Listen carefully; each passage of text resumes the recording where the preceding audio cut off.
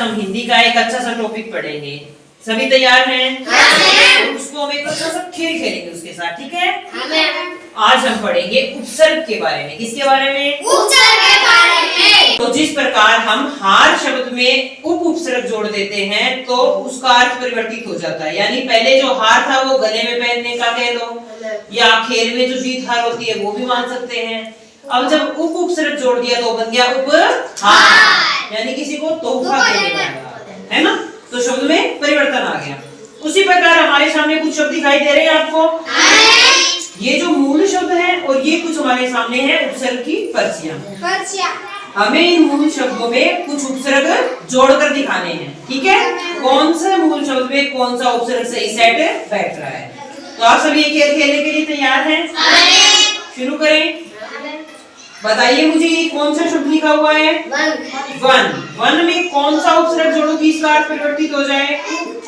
उप।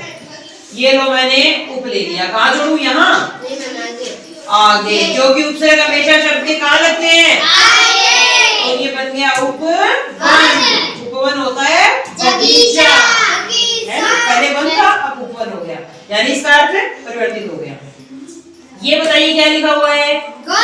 गंध। गंध में कौन सा उपसर्ग जोड़े? सु। कहाँ लगाऊं? वहां, यानी क्या बन गया? सुगंध। सुगंध क्या होती है? शाबाश। अब आगे मुझे बताइए ये क्या लिखा हुआ है?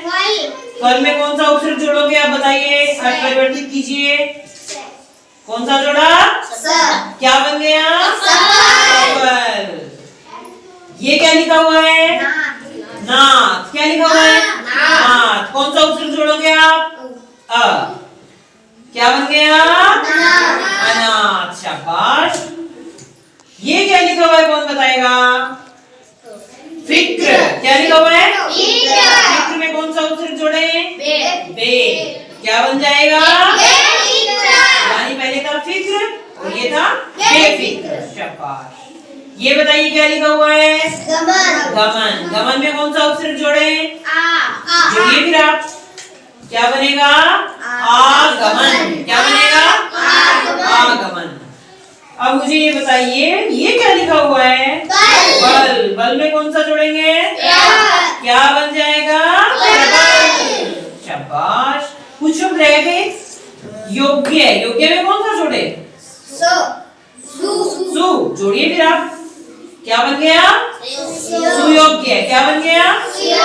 यानी एक ही उपसर्ग जरूरी नहीं है कि शब्द के लगे, बहुत सारे शब्दों के लग सकता है। समझे आप इस चीज को? इसी प्रकार आप मुझे बताइए क्या लिखा हुआ है? संभव। संभव में भी कोई उपसर्ग जुड़ सकता है इनमें से? कौन सा? जोड़िए।